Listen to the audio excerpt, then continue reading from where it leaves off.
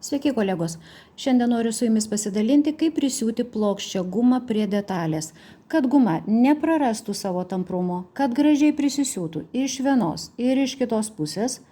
Kai yra tas prisiuvimas matomas gerojoje pusėje, šitas būdas puikiai tinka maudimukų, bodžių, taip pat apatinio trikotažo gumų prisiuvimui įvairiose detalės vietose. Pasirinkamas štai šitas zigzagas. Zigzago ilgis, svyravimo ilgis priklauso nuo gumos pločio. Mano guma 5 mm, vadinasi, aš pasirinkau 4,5 mm, kaip svyruos zigzagas. Dygsnio tankis yra 1,5 mm.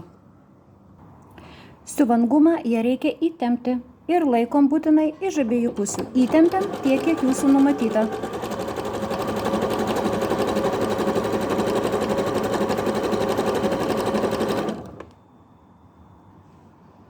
Ir štai galutinis vaizdas iš gerosios pusės. Guma puikiai prisisiuvo, jinai nepraranda tamprumo.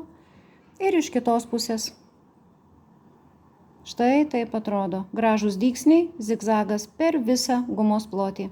Gražių jums siuvinių. Su jumis Ramunė Savilienė.